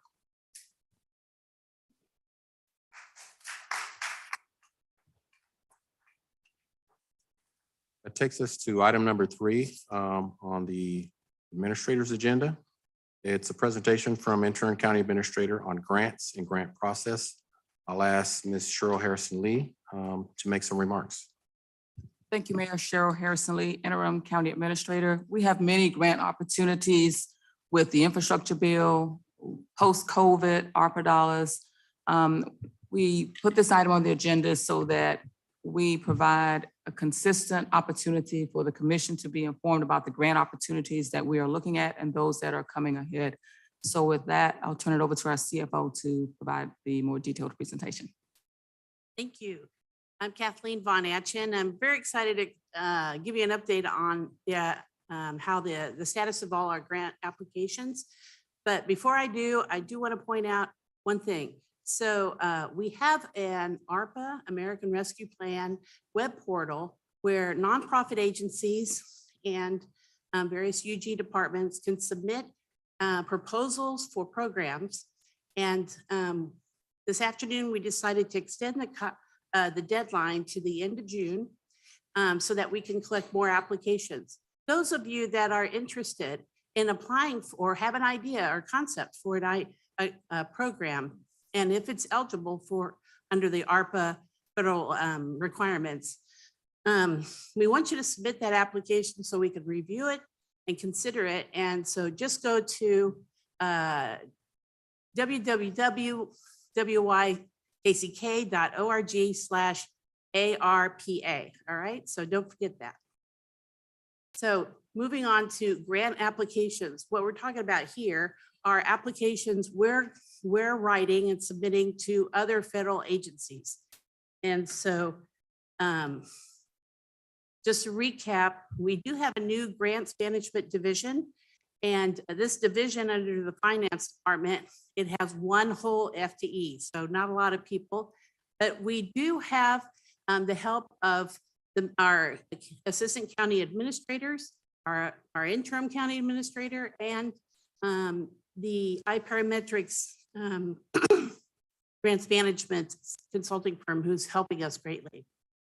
So how this works is as a notice of funding opportunity comes out from a federal agency, we take notice of that and we decide on which departments are best, which department staff are best to form a work group. And then from there, we proceed with determining what projects can we include in that grant. We provide that kind of list of prioritized projects to the commission through the subcommittees. There's discussion on that, certainly if there's enough time before the deadline. And then we proceed with writing these grants. Some of these grants are over 100 pages. So it's very time intensive, but the excellent or the exciting thing is that we actually can get additional dollars to support our community from the federal government. So the first couple of slides, I'm going to show you our grants that we submitted that unfortunately we did not get. And I think it's important to kind of keep a tally because we've talked about these grant applications previously. So right now we're 0 for 3, sorry. The first one is the U.S. Department of Commerce, EDA Build a Better grant. It was for $100 million. It was called, and it had the title Collider for Intelligent and Resilient Communities. And we submitted that back in the fall and we were not selected. From what I remember, the reason behind that was there were a number, it was very competitive. There were a number of other applicants that had better economic development plans or stronger cases. The second item was only for $2 million. We called it Tale of Two Rivers, put out by EDA. It's the Travel, Tourism, and Outdoor Recreation Grants. And we did not get that, although our grant team is working with EDA to determine if there are other grant opportunities that would meet that riverfront project need. All right, this is a summary of 2 grant applications, both under the base grant program. One was for the Kansas City riverfront in the amount of $23.7 million. That was a grant application submitted jointly with the BPU, Flying Trust, Flaherty and Collins, sorry, and Kansas City Boat Club. And this was a terrific project. Sadly, we did not get that one, and I'll talk about that in a minute. Armadale Stormwater Project, that one was for $20 million. We also were not selected for that. Now, our 2 base applications were not awarded in the initial round of funding. Our grant team was able to have a debriefing with the Director of Economic Recovery at the Kansas Department of Commerce, who informed us that our riverfront application received a perfect score. However, it was not selected by the committee. The riverfront project was $23.7 million and added infrastructure to support growth, water, electric, sanitary sewer and storm, and to finish the public crossing space over the Rock Island Bridge. So now the Armadale application was for $19.9 million for improving stormwater infrastructure to prevent flooding in the residential areas, as well as the adjacent commercial and industrial areas. And it did not score as well, meaning it didn't get 100%, but let's see. Well, there wasn't a direct economic benefit impact demonstrated in the application. So there is a possibility that we'll get additional funding under this program. And that the Spark Subcommittee, the state governor's task force, came up with some additional money. They're still looking at all of the outstanding applications and those applications that scored very well. And so there may be a chance we get some money, especially for the riverfront project. Now we're talking about a couple of grants that we submitted that we're still waiting to hear about. So under the Spark Committee investment grants or investment ideas grant, there are 3 grants that were submitted by various public safety departments. There's the Bi-State Avenue Bi-State Corridor for $2 million, the West Police Station and Community Center for $4 million, and a variety of needs identified by the Sheriff Department for $1.6 million. And that was submitted, and we're still waiting to hear back on whether we got those funded. There was an application submitted by our area agency on aging, which was submitted on March 31st. And there was the Mid-America Regional Council application. The proposal was totaled $56 million in total projects, of which some will be selected. This application was submitted on April 1st, and we did identify about $9.1 million in match.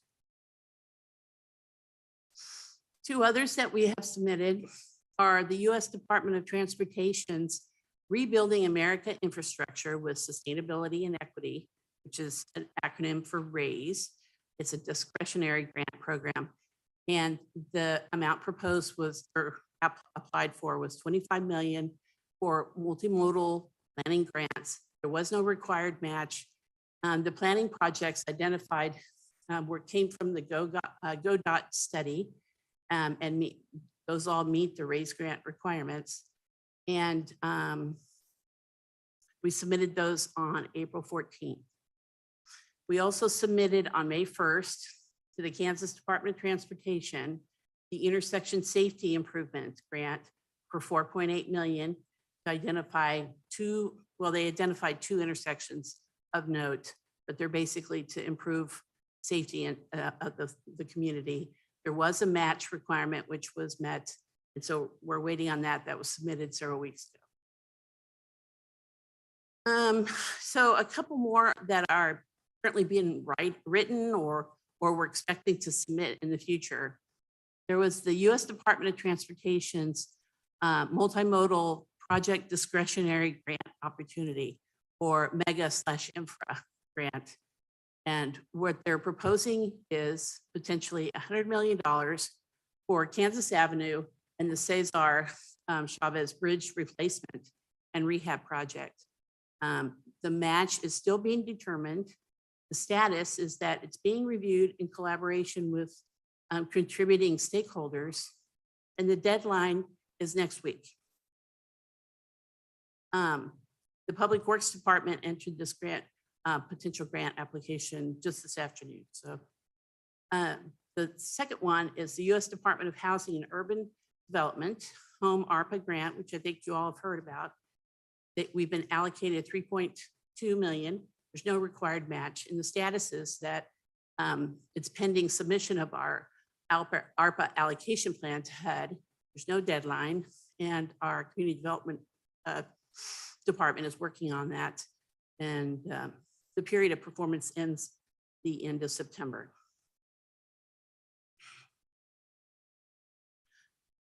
Another two grants that we're expecting in the future is the first one's to the U.S. Department of Energy, called the Energy Efficiency and Conservation Block Grant. And right now it's under development. The concept of what we're going to propose is being discussed. One of the things, or at least the amounts still being worked on. One of the things they are contemplating is proposing for a streetlight modernization project with this grant. And the status is that that application wouldn't be due until the end of, or sometime in the fall. And then there's the U.S. Department of Transportation Safe Streets and Roads for All grants. The concept or the amount is still being determined. The purpose would be for implementing the complete streets plan and potentially streetlight modernization. The match requirements still being determined because the guidelines haven't been released yet. But we're anticipating the notice of funding opportunity to come out soon. And I just thought I would start, finish off. Usually we just talk about with some good news. So usually we just talk about grants related to the ARPA or the infrastructure, but this is a grant that we just got awarded at Public Works wanted me to let you all know about. So they applied for this last year and they just learned that they got it. It's for $1.4 million and it totals 6 different projects called the Kansas Department of Transportation Access, Innovation, and Collaboration Grant. And the match requirement is about $200,000. And it was awarded by the department, it was awarded on April 7th.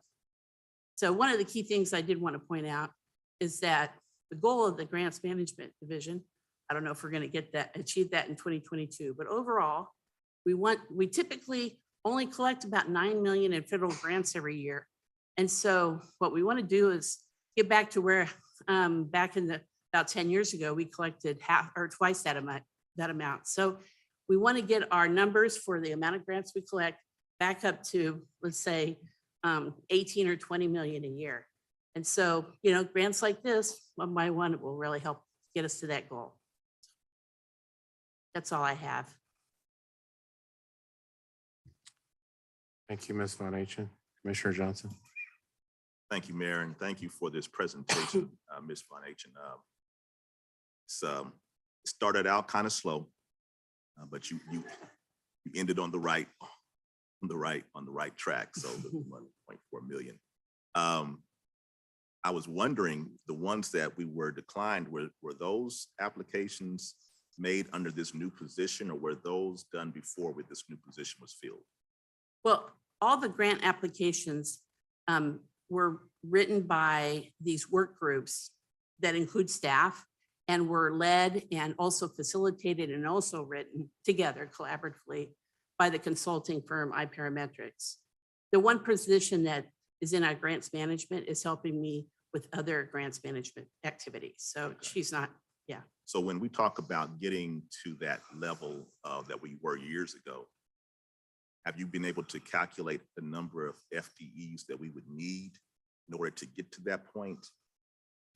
Well, not specifically, but I certainly could look into that. So, Okay, that would be great. Huh. I mean, there's a lot of money and, we heard, Ms. Wyatt talks about we need money in Parks and Rec.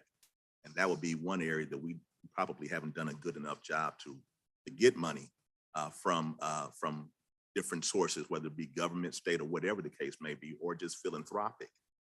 So I do look forward to seeing some success with regard to that so that we can leverage that along with the money that we should be putting in from the unified government itself. So I'm very encouraged by this presentation. So thank you.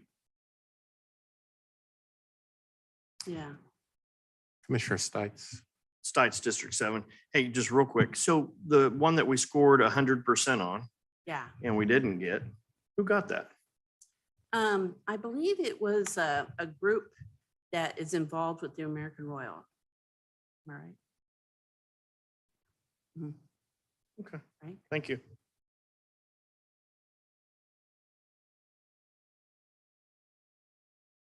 I have a question for you, Ms. Von Achen. Can you explain to the commission and to the public who decides which grants that we apply for? Is it community driven? And do these grant recommendations that you all apply for, do they run through the commission, any standing committees? How do we get to the point of staff deciding which grants we're going to apply for? And I'm glad we have a grant writer. That's great. But who decides what the priorities are for Wyandotte County when these grants are written? Well, so typically departments see grants and they just apply for them. All right. That's typically how it's always been. And when they apply for a grant, if it's over 50,000, the policy is they have to bring it to the committee or the subcommittee, usually Public Works, but maybe ED&F or administration, depends on the subject.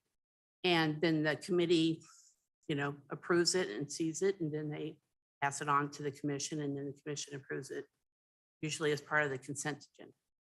So now that we're getting an influx of more grant applications because of the ARPA legislation and the infrastructure legislation, that's some of these deadlines have come very, very suddenly, but we still want to follow that same procedure. And so that's what has been happening for the past 3 or 4 months, where the grants are being brought before the subcommittees and being discussed, and then the elected body brings them and puts them on the commission agenda. Well, prior to, is there any discussion with the commission as opposed to just bringing it forward from staff? Are you having those conversations prior to say, these grant opportunities are here, commission or standing committee? Is that even set up that way? These are some things that staff would like to bring forward. Is this something that the commission has interest in? And do we leave a footprint in the community to let them know what grant opportunities are there so we get their input? And really, I'm just curious on where these grant funds are allocated for, because you had a slide there that, I believe it was the last one, you said that there were 6 identified places where that $1 million+ where is that? Yeah, And I didn't, well, I didn't say because I didn't want to talk too long, but I have it here. If you'd like. yeah, that'd be great. But I just like to know, I mean, I'd really like to get a better handle and make sure that our commission is involved on the front end as opposed to the tail end when we get these grants, because there's a lot of money out there.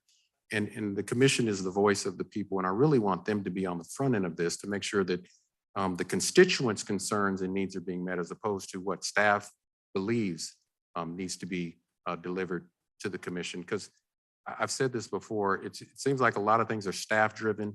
We need to have things being elected body and commission driven.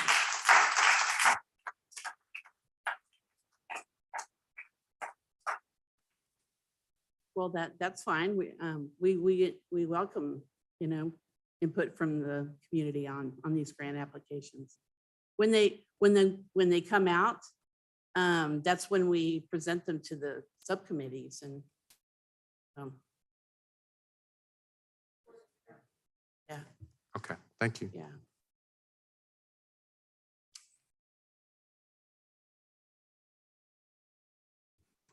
That takes us to item number 4. I'm sorry, but before do we have any more questions from this financial? Commissioner Markley. I was just going to say, we do hear these grant applications frequently before our standing committee. It depends, I think, a lot on the deadline and how quickly it's coming, how much input we're able to have. But if there's time before the grant is due, staff has always been good about presenting what they think are the projects that could meet the requirements of that grant and taking our input. I will say sometimes the deadlines don't allow for that discussion really to happen because they're like, we got a grant, the application's due on this day. We're either going to turn it in or we're not. So. Thank you, Commissioner. That takes us again to item number 4, update on organizational segment. This is our last item on the county administrator's agenda regarding an organizational assessment. I'll ask Ms. Harrison Lee, our intern county administrator, to open with her remarks. Thank you, Mayor. Cheryl Harrison Lee, interim county administrator. During my first 100 days, I had an opportunity to meet with members of the governing body, UG staff, and external stakeholders. As a follow-up and taking the feedback as well as my insight into consideration, we are embarking upon 3 organizational assessments or audits of the UG.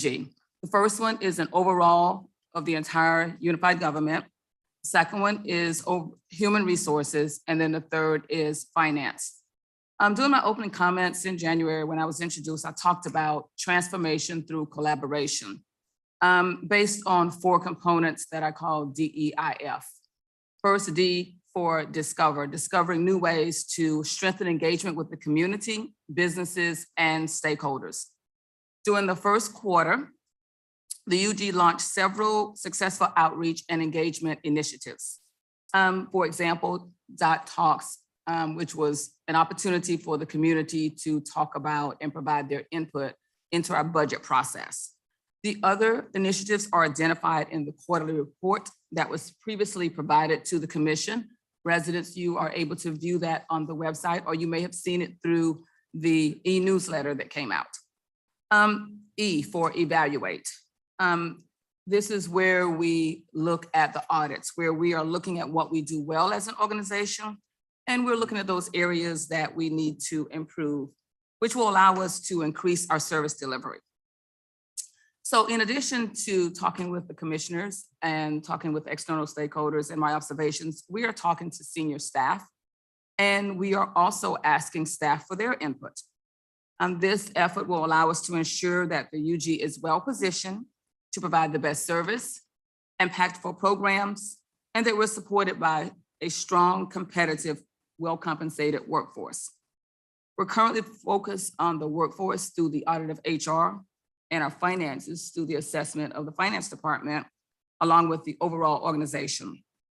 Next month, we will start to present some of the results from the consultants to give you an update on those findings. I for identify. Identify economic development opportunities that create access, equity, and shared prosperity, especially in those areas that are not traditionally served. So this will involve taking a holistic look at our development policies and processes, in addition to looking at how we can be more strategic and intentional for long-term economic sustainability. This includes, but not limited to, those items such as affordable housing, code enforcement and beautification as evidenced in the survey, neighborhoods, and public safety. And finally, of the DEIF, F for focus, focusing on customer service, improving how we work with those internally, as well as how we serve our customers. So I'll be working to align these priorities with the efforts, your efforts and your priorities through the budget. Your feedback is important. We've had an opportunity for Mr. Ed O'Malley with the Kansas Leadership Center to come, as well as to have follow-up interviews with you. We'll be using that. And also we have the budget simulator. I encourage you, if you haven't had an opportunity to do that, to please go on to the website and participate in the budget simulator. And also, I look forward to assisting the mayor as he searched for a permanent administrator and help him facilitate that process in any way that I can. And I look forward to continuing to work with the governing body and the residents, businesses and staff to make sure that Wyandotte County is a place that residents are proud to call home and visitors continue to seek to return. Mayor, that completes my comments. Thank you, Ms. Cole.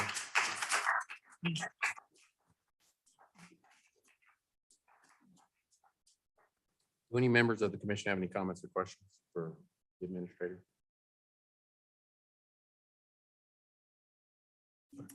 Ms. Bynum. Thank you. Just to make sure I heard correctly, the general audit, if you will, HR and then finance. Yes, those are the ones we've started with. Okay, and so when do you think you'll have those completed products? So next month, we're going to start with the presentation of the overall organizational Okay. audit. So we'll start with that one next month. Okay, I wasn't Bringing it. sure. I wasn't sure I heard you correctly. So next month we'll start with the general. We'll start with the general, correct? overview. Okay, okay. And then those other two will come. And the other behind. two will follow. Okay, thank Yes. you very much.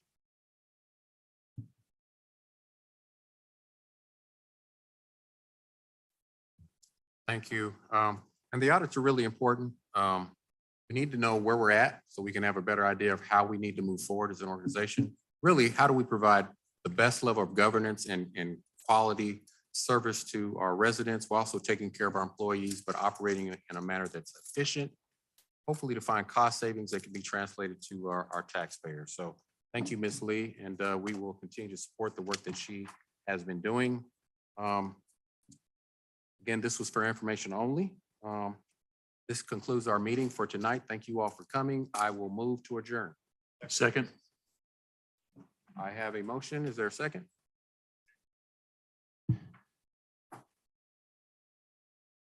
Commissioner Burrows? Thank you, Mayor. I will second your motion to adjourn. Okay. Could I have a motion? Who made the original motion? Oh, I think you made the motion, didn't you? Commissioner McCarron, I have a motion and a second, and we are adjourned. Thank you. I'm sorry, roll call. Getting a little ahead of myself. Roll call, clerk, please. Thank you. Roll call. Townsend. Aye. McKiernan. Aye. Johnson. Aye. Markley. Aye. Stites. Aye. Davis. Aye. Bynum. Aye. Burrows. Aye. The vote is 8-0. That motion carries. Chuck, you hesitated.